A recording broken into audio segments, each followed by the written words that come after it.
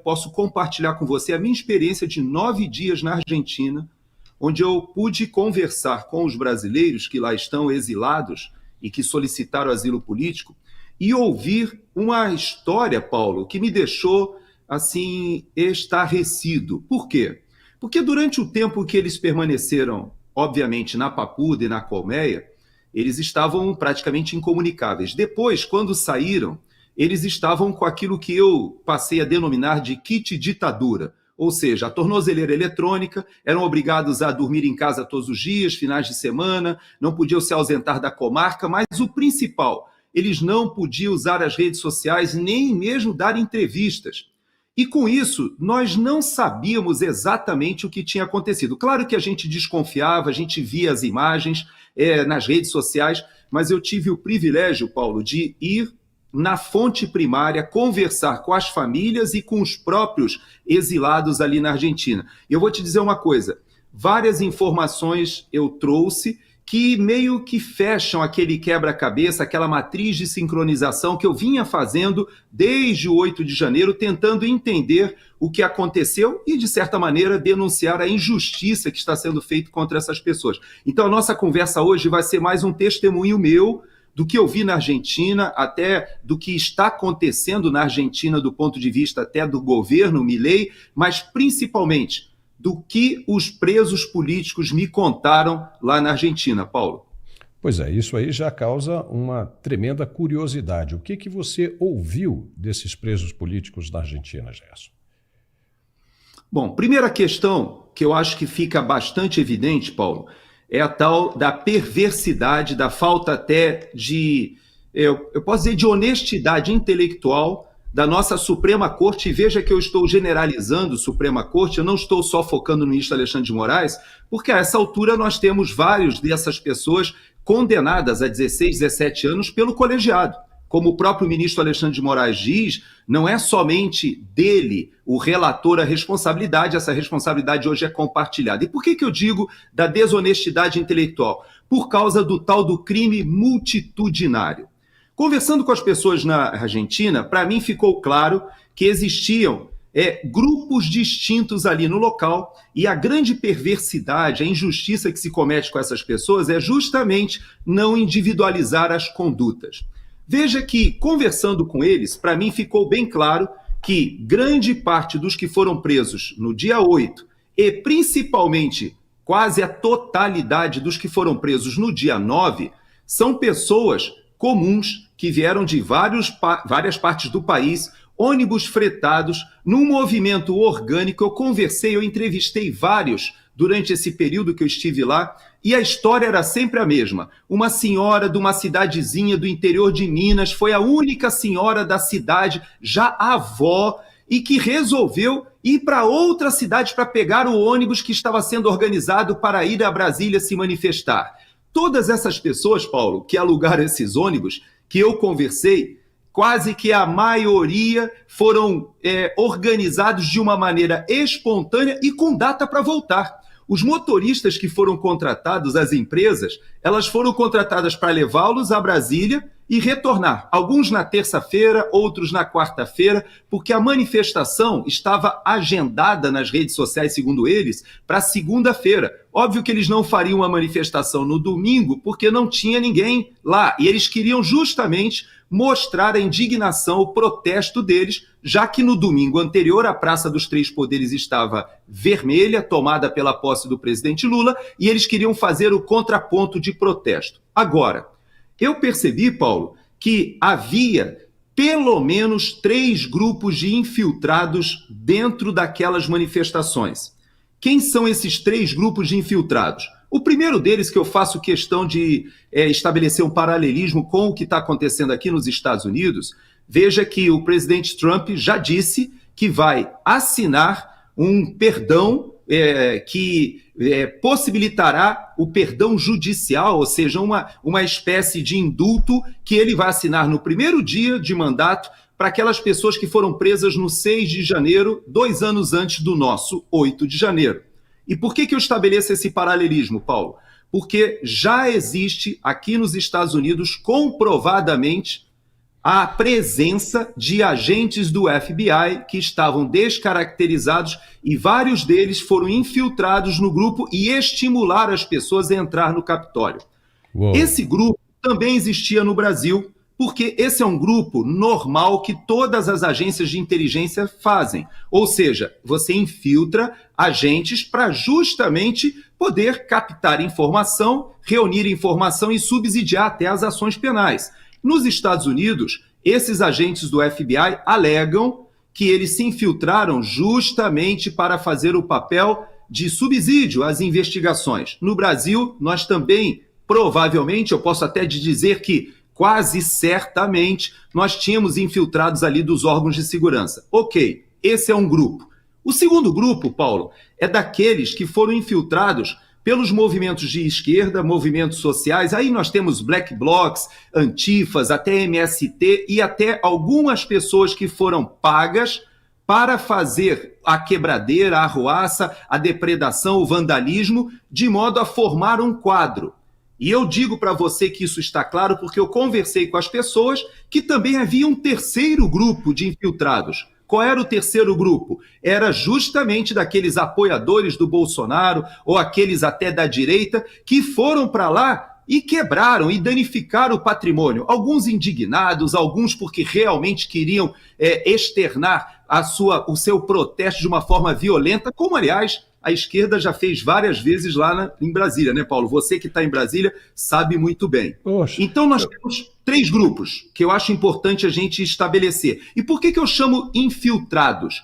Porque, Paulo, a massa dos que foram presos, dos que estão sendo condenados, não integram nenhum desses 3 grupos. Ou seja, obviamente, não fazem parte dos agentes de segurança infiltrados, não fazem parte dos grupos de black blocs, antifas, de esquerda e militantes que foram infiltrados e também não fazem parte daqueles da direita que estavam ali se manifestando com violência e que poderiam ter sido identificados e não foram. Então, a primeira abordagem que eu te faço é o seguinte, Paulo, eu conversei com eles e vi a injustiça que se está fazendo por não individualizar a conduta dessas pessoas. E eu vou além. Eu publiquei na minha timeline do X um vídeo, não sei se você tem esse vídeo aí, mas eu Nós vamos rodar agora. Aí, ó. Eu ia te pedir, porque ele é muito elucidativo. Veja essa moça aí, por favor. Vamos ver. Essa moça que aparece aí no vídeo, ela é um exemplo para mim inconteste. Se puder continuar o vídeo aí, a gente vai perceber que aí ela aparece com um rosto muito bem definido. E ela estava no Palácio do Planalto antes, fez uma série de ações de vandalismo, arrancou cortinas, derrubou quadros, derrubou mesas. Ela quase que parecia estar preparando o ambiente para ter uma aparência de depredação. Essa moça, Paulo, não foi para a colmeia junto com as outras presas. Essa moça, Paulo, que está aí, poderia ser identificada facilmente, mas não somente ela, porque quando a gente olha as imagens, nós vemos muitos dos que depredaram e que entraram no Palácio do Planalto e que chegaram antes dos manifestantes, que foram do acampamento escoltados pela Polícia Militar do Distrito Federal, foram revistados ali na altura da rodoviária e da Catedral, estavam escoltados com tropas, inclusive caminhando pela contramão, em segurança, chegaram à Praça dos Três Poderes, aliás, faço essa ressalva, passaram na frente do prédio onde o Flávio Dino estava assistindo do seu gabinete e que a governadora, aliás, vice-governadora do Distrito Federal, lá estava com ele, com o Coronel Klepter, ou seja, havia uma série de circunstâncias que mostram que o grupo que saiu do acampamento, aqueles ônibus que chegaram, o pessoal que estava chegando, inclusive gente que chegou durante a noite, que só iria se manifestar no dia 9, na segunda-feira, todos esses formavam um grupo diferente desse aí, dessa moça. Esta moça que a gente pode também associar a Priscila, que ficou isolada, eu conversei com algumas presas, Paulo, lá da colmeia, elas me disseram que a Priscila nunca foi vista dentro da colmeia com elas, embora elas soubessem que ela estava numa espécie de isolamento. O banho de sol da Priscila era separado, eles não deixavam que eles tivessem contato com ela. Por quê? Porque tanto a Priscila quanto esse grupo que nós estamos vendo aí nas imagens, eles ingressaram no Palácio do Planalto antes da chegada dos manifestantes. Quebraram, prepararam toda essa circunstância, inclusive há imagens de que eles estão ali dentro do palácio, chamando as pessoas e vibrando quando viram a massa chegando. Então, eu te pergunto, Paulo, será que a nossa Polícia Federal não tem capacidade de pausar esses vídeos e identificar essas pessoas que de fato depredaram, que de fato vandalizaram? E eu nem vou para a teoria ou para a narrativa, né, como diz o presidente Lula, do golpe de Estado, ou aquilo que o próprio ministro Alexandre de Moraes chama de um atentado violento contra as instituições democráticas e golpe de Estado. Mas essas pessoas, de fato, depredaram, são vândalos e precisam ser responsabilizados pelo dano ao patrimônio, até mesmo existe patrimônio histórico tombado. A gente vê que o relógio foi derrubado 2 vezes, não só por aquele rapaz que apareceu nas imagens.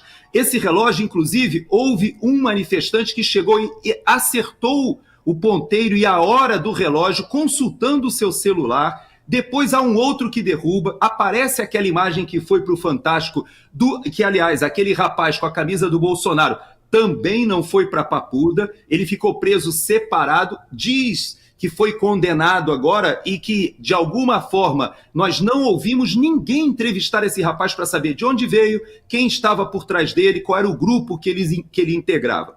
Então, primeira coisa, Paulo, que eu quero te dizer é o seguinte: se houvesse boa vontade, e se houvesse realmente o desejo de individualizar as condutas de quem depredou, isso seria possível, Paulo. Olha, pelo que a gente está vendo aí, Gerson, é uma prova inconteste de uma organização. Veja que os caras chegaram ali com antecedência, tranquilamente, começaram a desfazer, a desarrumar tudo que estava tudo certinho ali no palácio, e andam tranquilamente. Depois chega esse segundo grupo que não tem absolutamente nada a ver com a massa que está chegando, né? A gente lembra que naquela massa ali, aquela massa era composta por idosos, senhoras, jovens, e aí não, aí são adultos, né, na faixa aí dos seus, né, entre 25 a 35, 40 anos, né, pessoas aí bem nutridas, né, com característica realmente de pessoas que teriam sido arregimentadas ou contratadas para fazer esse tipo de movimento. Veja que aí é um registro, né, desse cidadão que está ali, e aí é outro, né, deles festejando a chegada da massa na Praça dos Três Poderes em frente ao Congresso Nacional.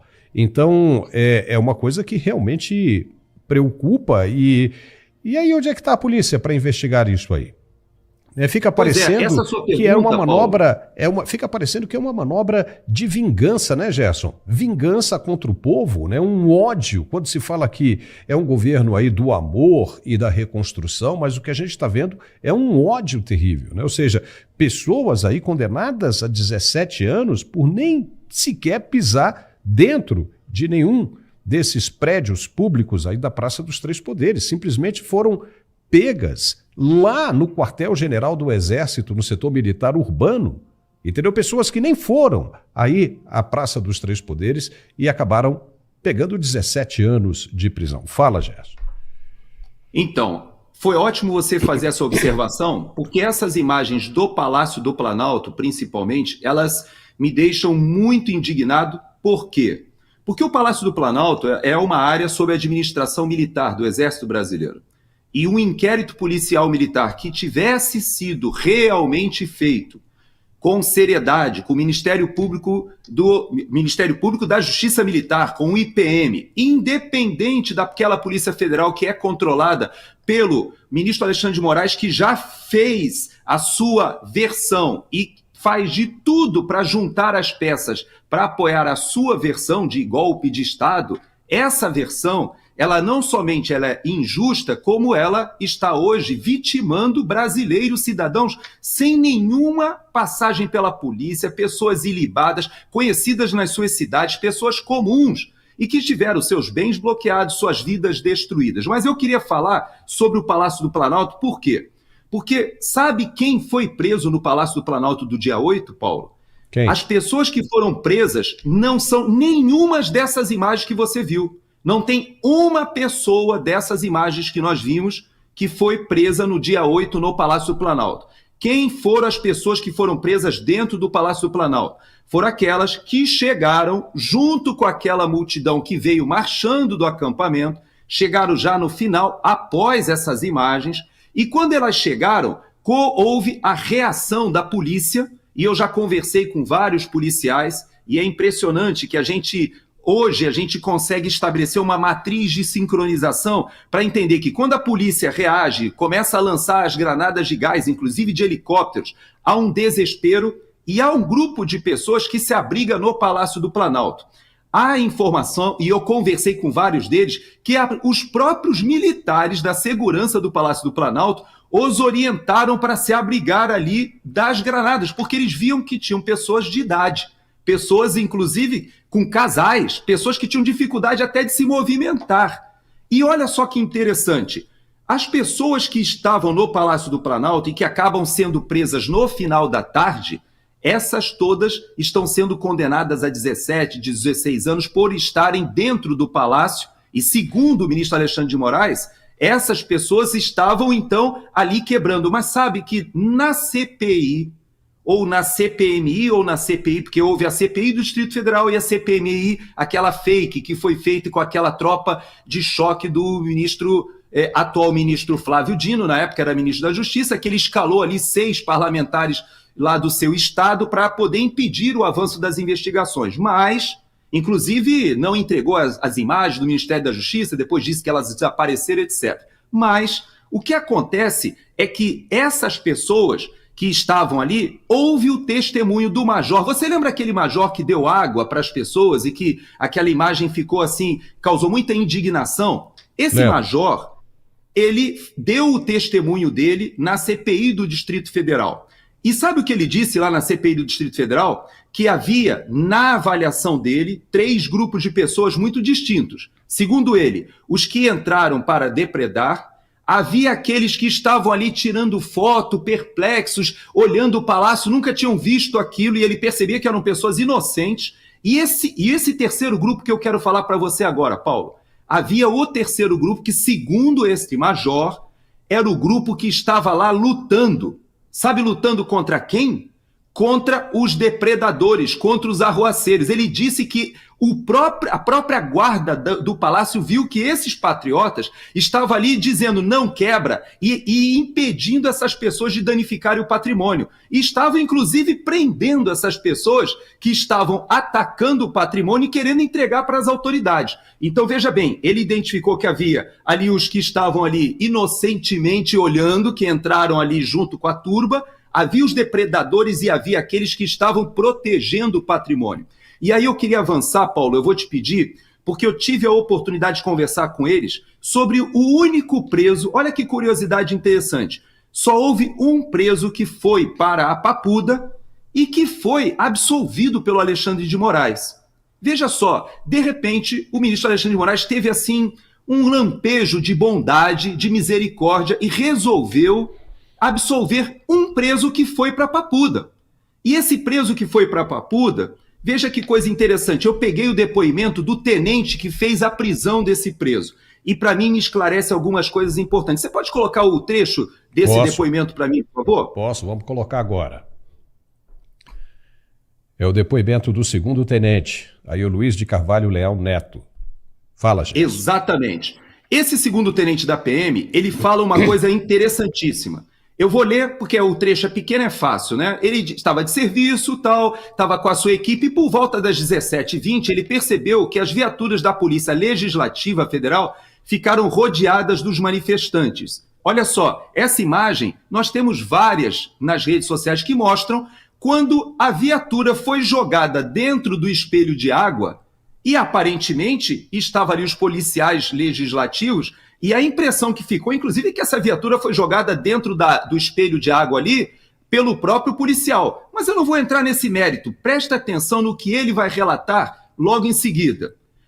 Percebeu que as viaturas estavam lá e que havia um cidadão com uma balaclava. Para nossa audiência, balaclava é aquela é aquela máscara, aquele capuz que se coloca que você enfia na cabeça e fica com a vista só afora, só dos olhos. Então, ele percebeu que esse cidadão que estava com a balaclava e uma camisa preta e outro cidadão ao lado estava com um bastão semelhante a uma tocha. Os outros manifestantes começaram a hostilizar esses dois indivíduos, o que motivou ao depoente, ou seja, ao tenente, dar a ordem de isolar esses dois indivíduos. E aí ele dá, inclusive, o nome dos indivíduos e que havia um terceiro indivíduo que estava com um comunicador e também dinheiro. Sabe quem foram que prenderam esses manifestantes que queriam colocar fogo na viatura e que estavam ali realmente depredando? Foram os próprios manifestantes. E eu, na Argentina, Paulo, tive a oportunidade de conversar com brasileiros que foram para Papuda junto com esses três aí que foram presos. E esses três que estão presos aí, ou seja, os brasileiros que foram lá, cercaram esses vândalos, cercaram esses que estavam ali realmente cometendo atos de vandalismo, entregaram para a polícia. Há imagens, eu coloquei, eu não vou trazer agora, mas eu coloquei aqui na minha timeline do X, vocês podem ver, há imagens de outros grupos de brasileiros cercando pessoas que estavam com facas, que estavam com rojões, que estavam com estilingues, que estavam preparadas para a depredação. E quem foi que prendeu essas pessoas, Paulo? Foram os patriotas, foram os brasileiros, que foram para lá e dizendo, nós não viemos aqui para danificar, nós não viemos para quebrar, nós viemos para protestar. E veja que interessante, a polícia prendeu esses três. Os três foram para a Papuda. Só que desses três, dois eram bolsonaristas, ou seja, eram da direita, estavam ali realmente indignados, foram e estavam quebrando e agiram como aquele pessoal da esquerda agiu no passado por diversas vezes ali com dano ao patrimônio e nunca foram condenados a 16, 17 anos de prisão. Essas pessoas, desses três, dois realmente se identificaram como aqueles da direita que foram ali, se excederam e que quebraram. E devem ser responsabilizados, Paulo, pelo dano ao patrimônio. E veja que há tanta honestidade intelectual desse grupo que eles mesmos dizem, nós não temos dificuldade de entender que quem danificou o patrimônio deve ser responsabilizado. Agora, a massa, 95% dos que estão sendo condenados, dos que foram presos, e pior, dos que foram mandados para Papuda, que foram mandados para Colmeia e foram condenados e continuam com tornozeleira e com medidas cautelares exorbitantes, esses foram para lá se manifestar pacificamente e não cometeram ato nenhum, nem de golpe de Estado, nem de abolição violenta do Estado Democrático de Direito, nem de associação criminosa armada, e nada disso, nem de dano ao patrimônio, porque não há uma única imagem dessas pessoas danificando nada. E os que danificaram, Paulo, não foram presos. E os que foram presos, aí eu quero chegar no Geraldo. O Geraldo, ele era conhecido na prisão, Paulo, como asa. Sabe por quê? Porque ele tinha uma tatuagem de uma asa. E ele não interagia com os demais presos. Desses três que foram presos aí, cercados pelos manifestantes, entregues para a polícia, dois deles se identificavam realmente como pessoas da direita que se excederam, que cometeram atos de vandalismo. Mas o tal do Geraldo, ele era conhecido como alguém que tinha passado na polícia, ele já tinha integrado facção criminosa, ele não se relacionava com o pessoal lá dentro da Papuda e todos tinham muita desconfiança. E ele foi o único absolvido. Por quê? Porque o ministro Alexandre de Moraes disse que identificou nele que ele não era bolsonarista. E você quer mais perseguição política do que isso? Aquele que foi pego pelos próprios patriotas, tentando incendiar a viatura ali da Polícia Legislativa, foram presos pelos manifestantes, entregues à polícia. E eu vou te confidenciar algo que eu soube. O Naime, que nós acompanhamos, o coronel Naime, ele foi ferido por um desses manifestantes. E ele, pessoalmente, prendeu esse manifestante, ele se atracou com esse manifestante. Veja que ele foi para lá fazer o controle do distúrbio e ele foi para frente de combate, estava de férias, mas foi para lá. E ficou preso durante meses por causa disso. Há quem diga que ele foi preso porque o interventor federal ficou revoltado com a atitude dele, que chegou lá, controlou a situação e não permitiu que aquilo se transformasse numa tragédia. E o Naime, ele pessoalmente pegou esse indivíduo que ele se atracou, colocou na viatura, ele pessoalmente levou na delegacia, fez a ocorrência, mas esse cidadão não foi parar na Papuda, Paulo. Uau. Também não foi parar na Papuda os 28, se eu não me engano, que foram identificados pela Polícia Civil do Distrito Federal, que fizeram aquela arruaça do dia 12 de dezembro. Você lembra, 12 de dezembro, em Brasília, que eles incendiaram os ônibus, tentaram jogar os ônibus no dia que o cacique Sererê foi preso? Pois é, a Polícia Civil fez um trabalho super competente, identificou 2, depois 9, depois chegou a 20 e pouco, cruzando, sabe com o quê? Com as listas de hospedagem do hotel, e descobriu que aquelas pessoas, black blocs, que estavam ali infiltrados no dia 12 de dezembro, estavam hospedados no setor hoteleiro de Brasília. Então você veja que tem muita coisa, Paulo, que a polícia poderia ter esclarecido. A Polícia do Distrito Federal, inclusive, se esse caso tivesse ficado na primeira instância, na justiça da primeira instância, essas pessoas não teriam sido levadas para presídios, essas pessoas teriam respondido em liberdade, a verdade teria aflorado, porque a Polícia Civil do Distrito Federal se mostrou competente, ou até mesmo a Polícia Federal, junto à primeira instância, poderia ter dado o duplo grau de jurisdição, ou seja, a possibilidade de uma defesa real e a verdade aflorar. Mas o ministro Alexandre de Moraes, ele usa um ardil que ele utiliza tanto para censura quanto nesses casos. Ele não permite que as pessoas falem, conversem, contem as suas histórias. E para nós, jornalistas, faz parte da nossa missão de comunicadores sociais ir atrás da verdade, Paulo, e ouvir essas pessoas e saber o que aconteceu. E eu desafio o mainstream jornalístico. Por que vocês ainda não entrevistaram a Priscila ou mesmo o rapaz, aquele que derrubou o relógio e que as imagens vazadas por Fantástico apareceram no mesmo dia? Por que não foram atrás desse rapaz para ele explicar como é que ele foi parar em Brasília, quem pagou, por que ele aparece depredando vários locais? Mas a gente não sabe a verdade, Paulo, porque não há interesse, infelizmente. Não há interesse. E se houver o interesse, sabe-se lá o que ele vai dizer, né? Sabe-se lá o que ele vai dizer. E a gente precisa saber onde é que estão essas pessoas hoje, né? E como é que elas estão, aonde estão e como estão.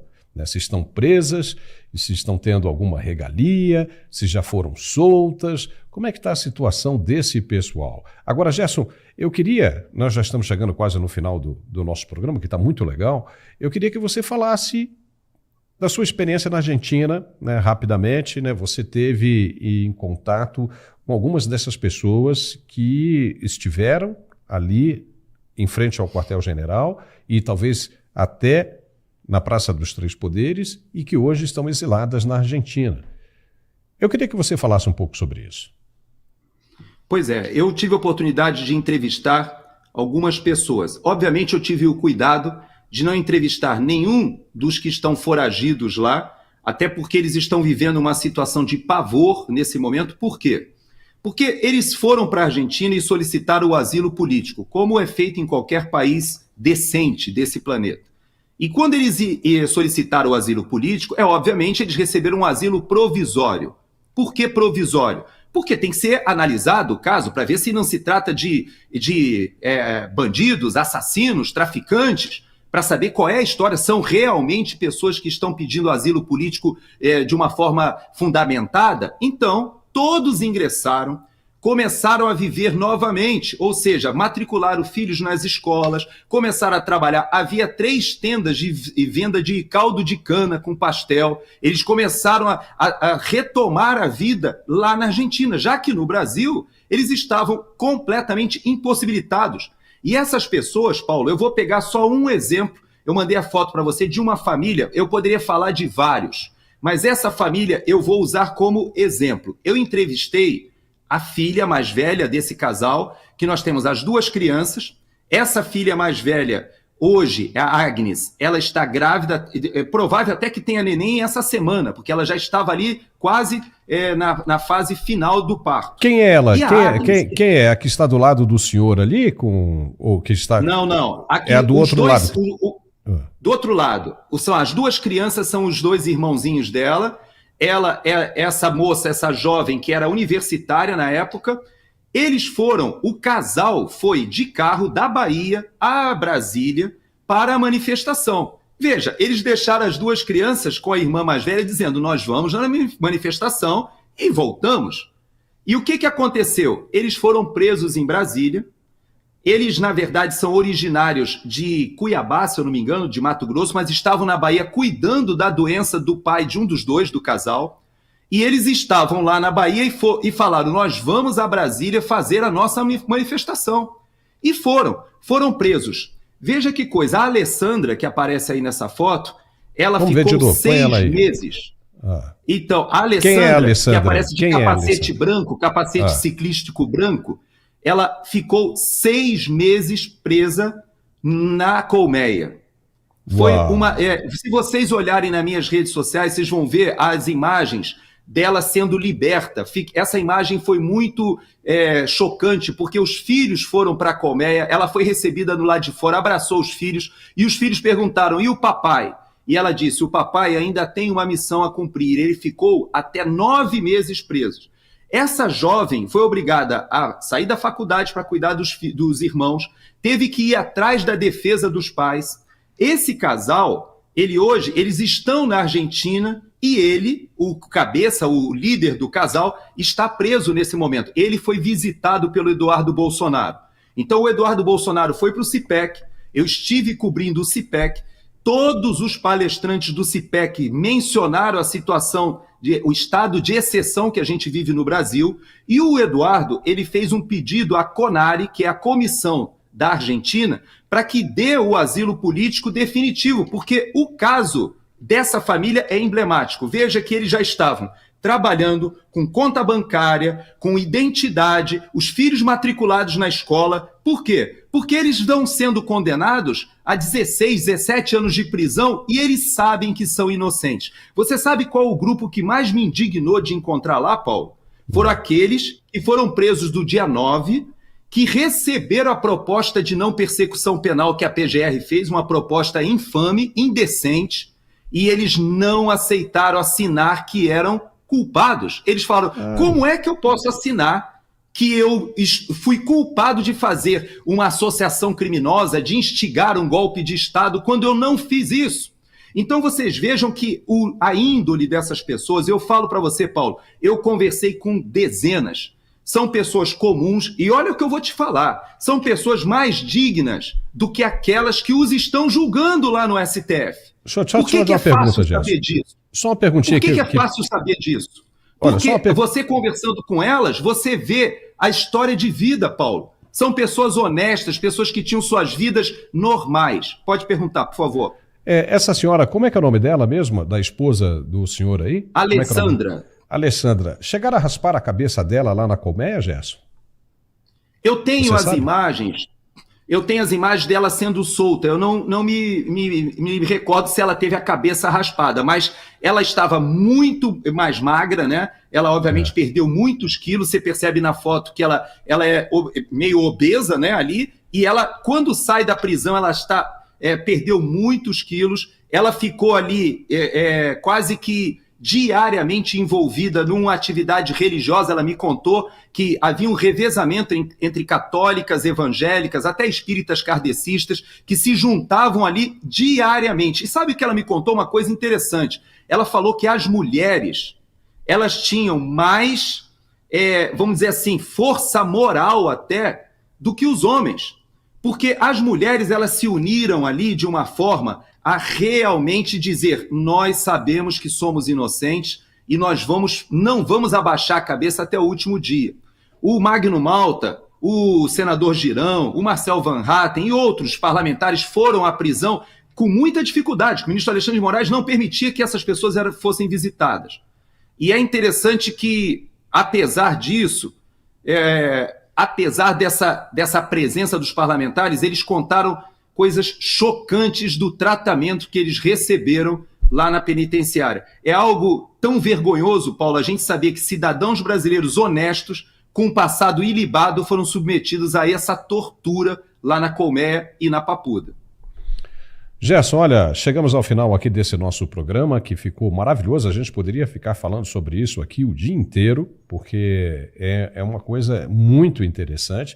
E eu quero só esclarecer para a nossa audiência que em Brasília você tem 2 presídios, né? A Papuda, para acomodar os homens, e a colmeia, que fica lá na região do Gama, que é uma cidade satélite de Brasília, a antiga cidade satélite, né? Porque agora você tem, né, outras referências aí para o que eram as cidades satélites. E ali ficam as mulheres, né? São as zonas administrativas, né?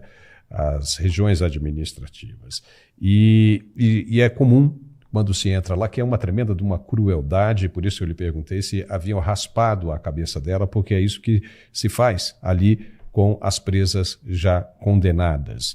E no caso aí seria, se tivessem raspado a cabeça dela, aí seria o cúmulo da crueldade, do desrespeito ao direito humano. Mas, pelo que o Gerson falou, parece que realmente não aconteceu isso aí. Mas é igualmente triste a situação porque passam esses brasileiros, ainda mais pelas imagens que nós mostramos hoje, realmente é uma situação de se indignar, né, de deixar a gente realmente indignado com tudo isso que está acontecendo.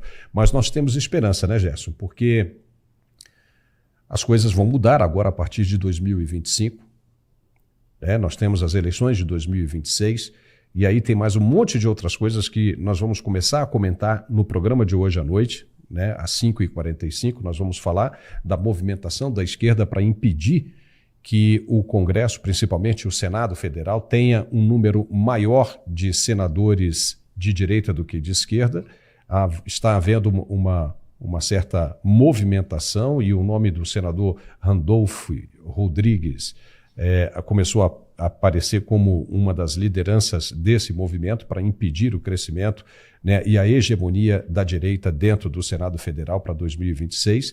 Seria aí uma espécie, né, de acordo com o TSE que sairia de uma votação no Senado. Então a gente tem que ficar de olho nessa situação. A gente viu também que a manifestação da esquerda nesta terça-feira na Avenida Paulista e no restante do país flopou, caiu, fracassou, tinha mais policial do que manifestantes, né? E o que essa esquerda pedia? Pedia pela prisão do ex-presidente Jair Bolsonaro e a não anistia para pessoas como essas aí, porque os caras estão pensando, né, inteiramente em Jair Bolsonaro. Os caras não fazem mais absolutamente nada a não ser pensar em Jair Bolsonaro, Gerson, o tempo todo pensando em Jair Bolsonaro, e por isso estão tomando uma rasteira novamente.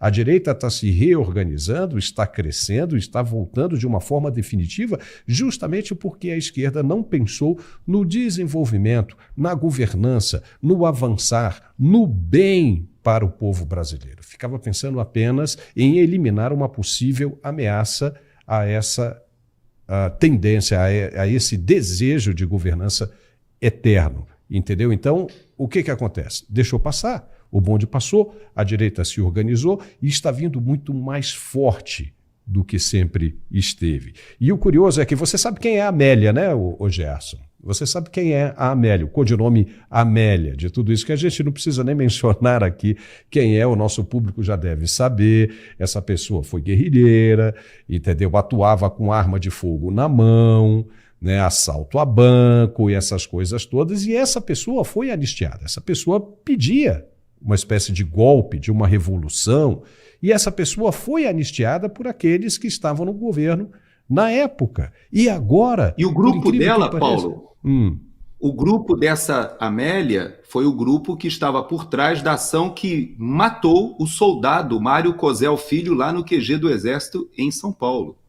Não, e mais do que isso, eram extremamente perigosos, atos violentos, acreditavam que poderiam tomar o poder sob a força, sob a violência, né? Usando a violência, usando a força, e também era muito ligado, também o grupo dela muito ligado àquele que planejou e executou o sequestro do embaixador americano no Brasil, Charles Albright, entendeu? Ou seja, essas pessoas são impedidas até hoje e para sempre ficarão de entrar aí nos Estados Unidos, Gerson. E essas pessoas agora lutam contra a anistia. Como é que pode isso? Isso não consegue entrar na nossa cabeça, né? Aquelas pessoas porque hoje elas voam de primeira classe, né? Hoje elas voam de primeira classe, né? São colocadas à frente até de organismos internacionais, né? Impressionante. Pois é, então o problema não era de ideologia, o problema era de caráter mesmo, como a gente está vendo aí pipocando nas mídias sociais. Mas tem muita coisa para a gente conversar, Gerson, e eu espero você de volta na sexta-feira para que a gente possa abordar legal esses novos temas que estão surgindo. Inclusive a Comissão de Constituição e Justiça da Câmara, né, sob o comando da Caroline de Toni, que está fazendo um excelente trabalho, um brilhante trabalho, já aprovou, entendeu, na comissão, a volta, né, do voto auditável para 2026. Então, se isso caminhar do jeito que está parecendo que vai caminhar, a questão será votada no plenário da Câmara e muito provavelmente também será aprovada. Então, o que se vê, né, chegando aí, ou seja, é um desespero danado da esquerda, porque sabe que não vai conseguir controlar isso. Sabe que não vai conseguir segurar isso mais. Não vão. Todos eles sabem disso. Né? Todo o establishment que a gente costuma mencionar aqui sabe que o jogo virou. Né? Game over. Que agora tudo está sendo diferente e há uma grande luz no fim do túnel. E aquele que não se adaptar a essa nova tendência, essa nova norma, vai afundar com o navio também. Então, existe uma grande possibilidade de que essa anistia, mesmo essas pessoas lutando contra, essa anistia passe, essa anistia aconteça, porque senão o prejuízo será muito maior para aqueles que lutam contra.